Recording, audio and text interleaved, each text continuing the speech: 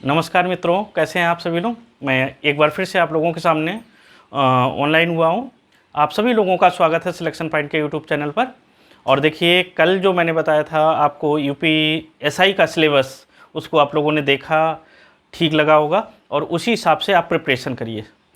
कल मैंने बताया था कि उसमें एक जो सब्जेक्ट है पॉलिटी, जिसको हम संविधान कहते हैं, उससे मैंने बताया था कि सबसे ज़्यादा क्वेश्चन पूछे जाएंगे, ठीक है ना। तो उसी चैप्टर का अगला टॉपिक मैं आप लोगों के सामने लेके आया हूं और जिसे आप बड़े ध्यान से देखिएगा। इसके बहुत से टॉपिक्स को मैंने डिस्कस कर दिया है। आप यूट्यूब में जाएंगे, जब मेरा खोलेंगे सिलेक्शन पॉइंट को, तो उसमें आपको मिल जाएंगे पॉलिटी के कई एक लेक्चर। उसी क्रम में जो मैंने नहीं उसमें पोस्ट किया है, उसका मैं आज बनाने जा रहा हूँ। दैट इज़ द कि ये जो आज की क्लास होगी वो होगी कि संविधान का जो भाग 4 है, राज्य के नीति निर्देशक तत्व, ठीक है ना, उस पर हम बात करेंगे, ठीक है ना। डीपीएसपी, चलिए आप सभी लोग देख लीजिए, बहुत इंपॉर्टेंट है, बहुत ही इंपॉर्टेंट है। बहुत ज़्यादा क्वेश्चंस यहाँ से मित्रों पूछे जाते हैं। आप सभी लोगों को बड़े ध्यान से पढ़ना है और मेरे को लगता है अगर आप ध्यान से इसको पढ़ेंगे तो सारे क्वेश्चन इस भाग से जो भी आएगा वो बिल्कुल कभी गलत नहीं होने वाला है, ये बिल्कुल दावा है, ठीक है ना। और हाँ, जिन लोगों ने अभी सिलेक्शन पॉइंट को सब्सक्राइब नहीं किया वो सब्सक्राइब भी कर दीजिएगा और इससे आपके पास नए नए वीडियो आते रहेंगे, ठीक है ना। तो आज हम लोग पढ़ेंगे संविधान का भाग 4, राज्य के नीति निर्देशक तत्व, ठीक है ना दोस्तों। आइए देखते हैं, यानी कि भाग, कौन सा भाग है, भाग 4, ध्यान से देखिएगा। और इसको कहते हैं नीति निर्देशक तत्व, यानी कि राज्य के नीति निर्देशक तत्व, यानी डीपीएसपी। डीपीएसपी इसका मतलब directive principle of state, directive principle of state, यानी कि यहाँ पे अगर हम जोड़ दें राज्य तो ज़्यादा अच्छा रहेगा। राज्य के नीति निर्देशक तत्व, यानी कि इसके बारे में हम लोग बात कर रहे हैं। और इसका वर्णन कहाँ किया गया है संविधान में, संविधान के भाग 4 में इसका वर्णन किया गया। और देखिए कहाँ से कहाँ तक है, अगर हम इसकी बात करें तो आप लोगों को पता है कि भाग 4 के अनुच्छेद जो 36 है, 36 से लेकर 51 तक इसका वर्णन किया गया है।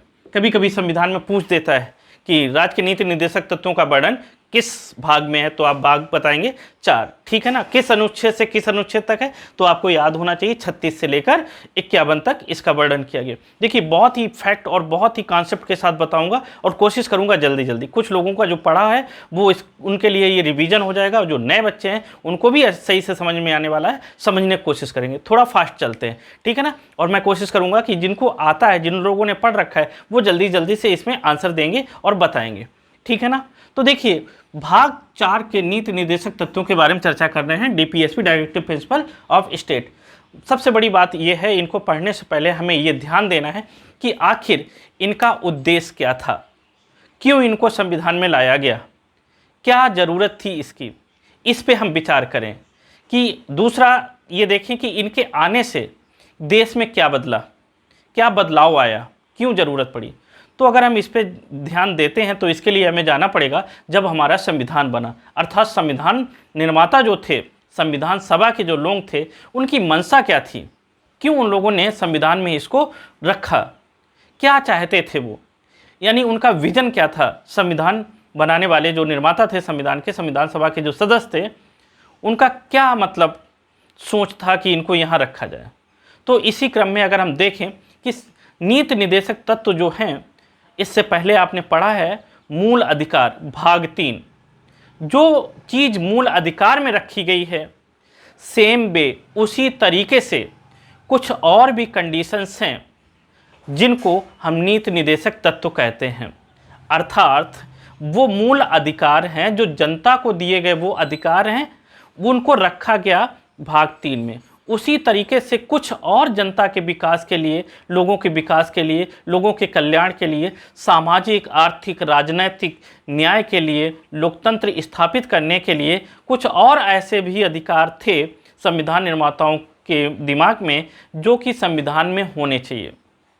लेकिन क्या किया गया, जब संविधान बना तो इनको अधिकारों को 2 भागों में बांट दिया गया। एक्चुअली एक भाग जो थे उनको भाग 3 में रख दिया गया, कुछ अधिकारों को जो भाग 3 में रख दिया गया उनको मूल अधिकार या मौलिक अधिकार कहा गया। जो भाग 4 में रखे गए उनको नीति निर्देशक तत्व कहा गया। आखिर दोनों में अंतर क्यों किया गया? देखिए, इस पर अगर हम ध्यान दें तो हमारा भारत जब आज़ाद हुआ था तो उस समय क्या था कि भारत की आर्थिक, राजनैतिक जो स्थिति थी, सामाजिक जो स्थिति थी, वो अच्छी नहीं थी।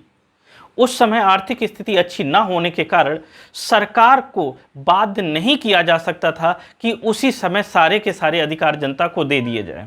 तो उसमें दो कैटेगरी में रख दिया गया कि जो बहुत ज़रूरी हैं उनको भाग 3 में रख दिया गया, जिन पर कुछ समय बाद या जब स्थिति देश की अच्छी होगी उस समय अगर वो जनता को दिए जा सकते हैं, ऐसे कुछ अधिकारों का वर्णन संविधान के भाग 4 में कर दिया गया, अलग कर दिया गया। ठीक है ना। कंडीशन क्या है कि जो भाग 3 के अधिकार हैं वो कैसे हैं? वो ऐसे हैं कि अगर राज्य सरकार या केंद्र सरकार वो जनता को अधिकार नहीं देती है, नागरिक को अधिकार नहीं देती, तो उसके खिलाफ जनता कहाँ जा सकती है? सुप्रीम कोर्ट और हाई कोर्ट जा सकती है। ठीक है, उसको लागू कराने के लिए। लेकिन जो भाग 4 में नीति निर्देशक तत्व हैं उनके खिलाफ कोई भी न्यायपालिका में नहीं जा सकता है। दूसरी तरफ हम कहें कि जो मूल अधिकार भाग 3 के हैं वो क्या है कि वो परिवर्तनीय हैं, वो बाद योग हैं, मतलब उनको लागू करवाया जा सकता है। अगर लागू बिल्कुल करवाया जा सकता, दूसरा बाध्य योग है और दूसरा परिवर्तनीय है, मतलब उनको न्यायालय के द्वारा स्थापित करवाया जा सकता है। जबकि नीति निर्देशक परिवर्तनीय नहीं है, ये बाध्य योग नहीं है। ये डिपेंड करता है उस राज्य की आर्थिक स्थिति पर कि वो राज्य चाहे तो इसको लागू करे या ना लागू करे। ठीक है ना। तो जल्दी से आए देखते हैं कि क्या है इसमें भाग 4 के। तो अंतर आपको समझ में आ गया कि भाग 3 में कैसे अधिकार हैं और भाग 4 में क्या है। तो देखिए, अगर हम अनुच्छेदों की बात करें तो सबसे पहले हम अनुच्छेद 36 के बारे में बात कर लेते हैं, यहीं से चालू होता है। तो अनुच्छेद 36 में मित्रों क्या है, जल्दी से आप बताते चले जाएंगे। इसमें राज्य की परिभाषा दी गई है, राज्य को परिभाषित किया गया है, परिभाषित किया गया। अच्छा चलिए, परिभाषित राज्य को किया गया है। आप लोगों से एक क्वेश्चन बताइए मित्रों कि इससे पहले राज्य को किस अनुच्छेद में परिभाषित किया गया है? यस, आप लोगों को पता होना चाहिए कि इससे पहले भी अनुच्छेद 12 में राज्य शब्द को परिभाषित किया गया। किसको परिभाषित किया गया? राज्य को परिभाषित किया गया। राज्य की परिभाषा अनुच्छेद 12 में भी है और अनुच्छेद 36 में है। ठीक है, तो अनुच्छेद 12 में राज्य की परिभाषा क्या है, किसे कहते हैं राज्य? राज्य यहाँ भौगोलिक रूप से परिभाषित नहीं किया गया कि उत्तर प्रदेश, बिहार, हरियाणा ये राज्य हो गए भौगोलिक रूप से, इनकी एक भौगोलिक सीमा है। यहाँ जो संविधान में राज्य की परिभाषा दी गई है उसका मतलब ऐसी बॉडी जो अपने आप में स्वतंत्र हो, जो अपने आप में सारे कार्य कर सकती हो, सक्षम हो, उनकी आय हो और अपने व्यय को अपनी आय से चला सकें। जैसे केंद्र सरकार ले लीजिए, केंद्र सरकार की जितनी भी बॉडी हैं वो अपने आप में डिपेंडेंट हैं, अपने ऊपर निर्भर हैं, दूसरों पे किसी पे नहीं। वो क्या करती हैं कि सारा संचार चलाती हैं, अपनी सारी व्यवस्था बनाती हैं। ठीक है, कुछ ऐसी आत्मनिर्भर फैक्ट्रियां या जो ऐसी व्यवस्थाएं हैं, आयोग हैं जो क्या करते हैं, अपने आप में सक्षम होते हैं, उनका रेवेन्यू कलेक्शन होता है, इसके बाद उसी से अपनी व्यवस्था देखते हैं, राज्य कहलाते हैं। ठीक है, तो अनुच्छेद 12 में भी राज्य को परिभाषित किया गया, राज्य की परिभाषा, और अनुच्छेद 36 में भी राज्य को परिभाषित किया गया है। ठीक है, अगर क्वेश्चन पूछ दिया जाए कि अनुच्छेद 12 और अनुच्छेद 36 दोनों में अंतर क्या है राज्य में, ठीक है ना, तो देखिए अनुच्छेद 36 कहता है कि राज्य को उसी तरीके से परिभाषित किया जाएगा। राज्य का मतलब वही है जो अनुच्छेद 12 में परिभाषित किया गया, कुछ भी अंतर इन दोनों में नहीं है।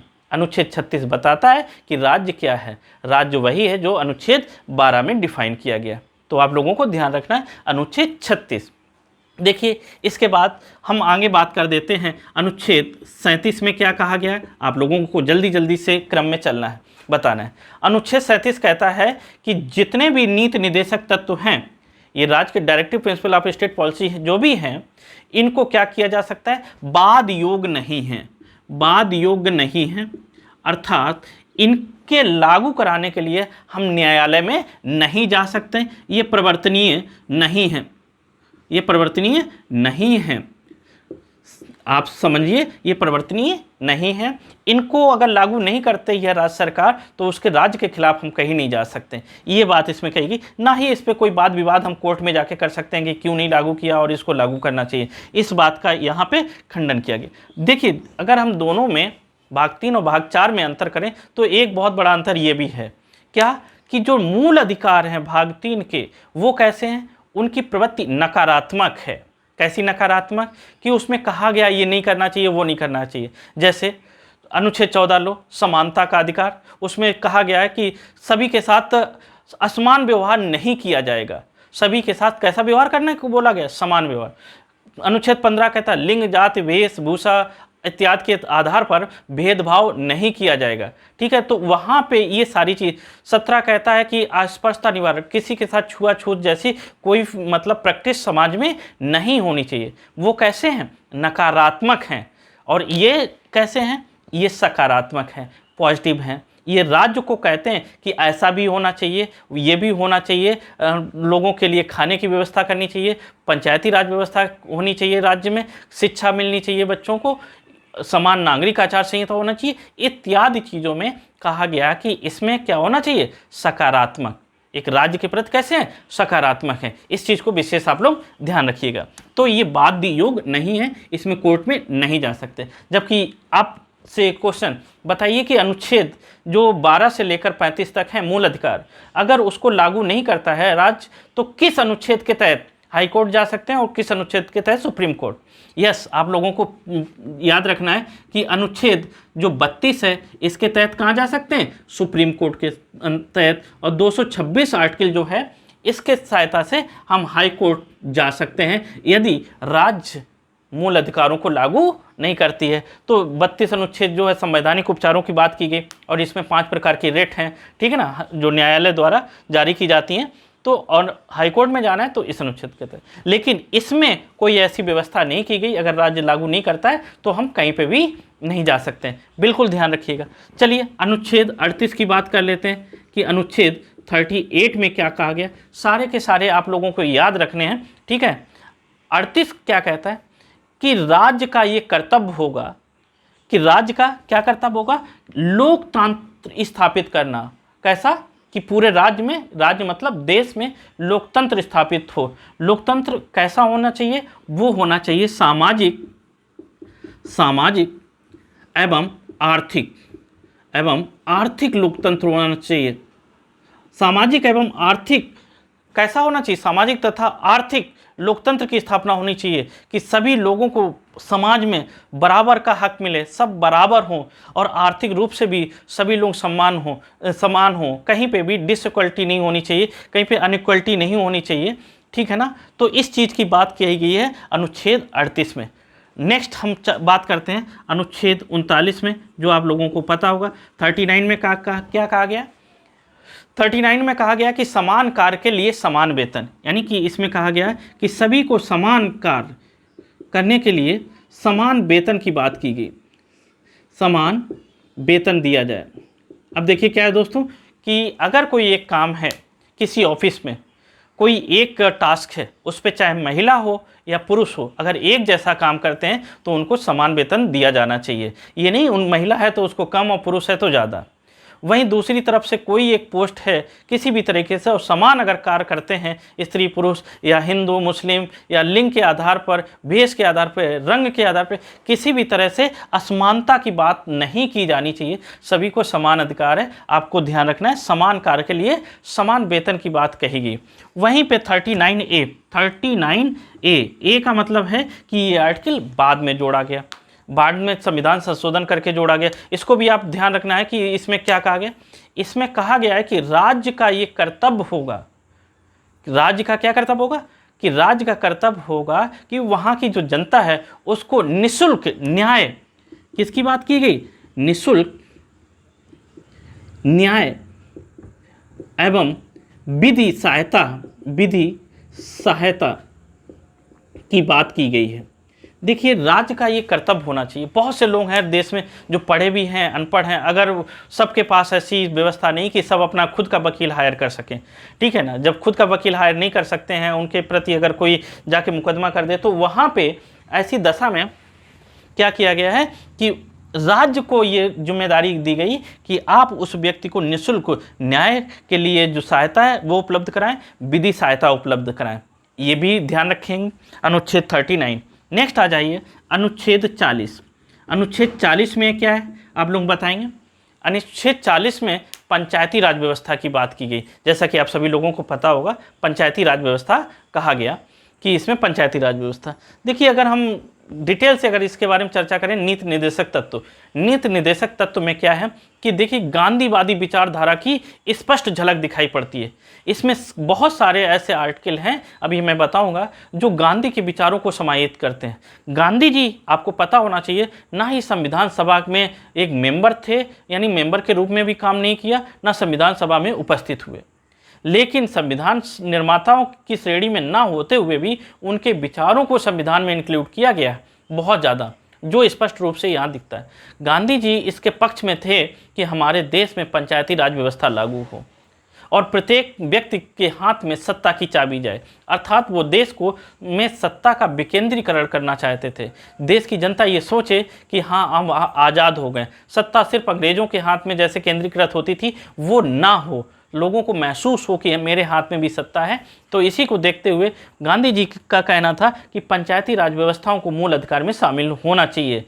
लेकिन बाद में, अगर अभी हम बताएंगे, डिस्प्यूट हुआ था कि वहीं अंबेडकर साहब जो थे वो इसके खिलाफ थे, वो पंचायती राज व्यवस्था को देश में लागू नहीं करवाना चाह रहे थे। वो उनका तर्क ये था कि अगर फिर से हम अपने देश की शक्ति या देश के लोगों में जो केंद्र की शक्ति है या शासन की शक्ति है लोगों को दे देंगे, तो क्या होगा कि कोई अन्य देश आके हमारे ऊपर फिर से आक्रमण कर देगा, क्योंकि अभी हम लोग इतने शिक्षित नहीं हैं, देश के लोग इतने सभ्य नहीं हैं जो इस चीज़ को महत्व को समझें। ठीक है ना। तो दूसरी बात, अंबेडकर जी कहते थे अगर हमने पंचायतें लागू कर दी तो क्या होगा कि जो भी पैसा हम केंद्र सरकार से ऊपर से नीचे गांव में भेजेंगे, तो वहाँ पे जो प्रमुख होते हैं, पंचायत के प्रधान होते हैं और जो होते हैं, वो सब पैसे को खा जाएंगे, जनता तक पैसा नहीं पहुंचेगा। तो गांधी जी और अंबेडकर के विचार आपस में नहीं मिलते थे, लेकिन फिर भी इन दोनों में जब विवाद हुआ तो आपको पता होना चाहिए कि BN राव जो थे उन्होंने इसको कहा कि 2 भागों में बांट देते हैं, नीति निर्देशक तत्व में पंचायती राज व्यवस्था को रख देते हैं, जिसमें राजेंद्र प्रसाद जी भी बोले थे कि हाँ ये ठीक है, ऐसा करके यहाँ रख सकते हैं, जिस राज्य की जैसी क्षमता होगी तो वो अपना लागू करेगा, जिसकी क्षमता नहीं है तो नहीं। तो क्या किया गया, अनुच्छेद 40 में पंचायती राज व्यवस्थाओं की बात की गई, यानी पंचायत से संबंधित बात की गई। पंचायत जो राज्य अपने यहाँ लागू करना चाहेगा वो लागू कर सकेगा, ये डिपेंड करेगा उस राज्य की आर्थिक स्थिति पर। ठीक है ना। तो बाद में क्या किया गया, आपको पता है कि नीति निर्देशक तत्व बाध्य योग नहीं है।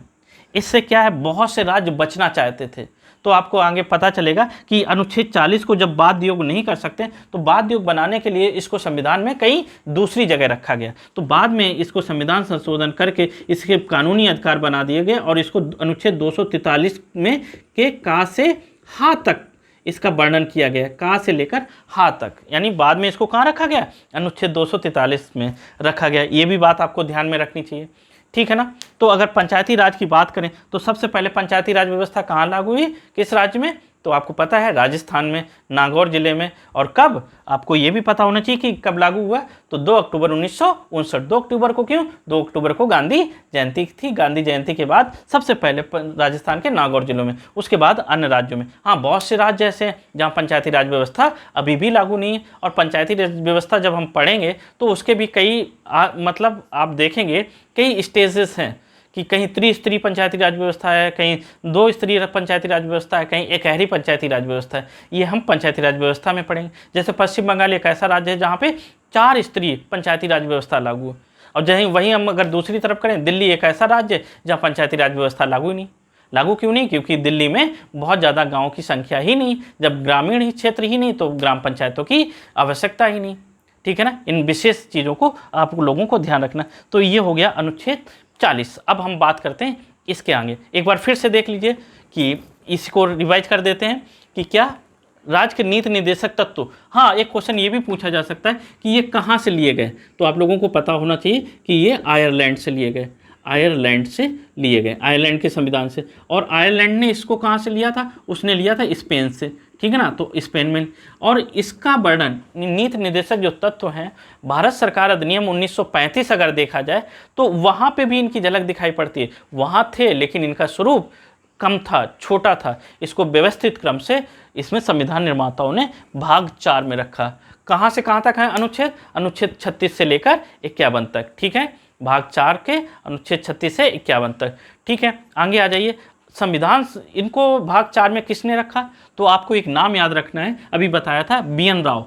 BN राव जो थे उन्होंने कहा था कि इसको भाग 4 में रखा जाना चाहिए थे। भाग 3 में मूल अधिकार जो बहुत ज़रूरी थे, भाग 4 में वो जो अभी उतने ज़रूरी नहीं थे जब भारत आज़ाद हुआ था, वो भारत की स्थिति पर डिपेंड करता था आगे के लिए, तो उसको भाग 4 में BN राव की सलाह पर रखे गए।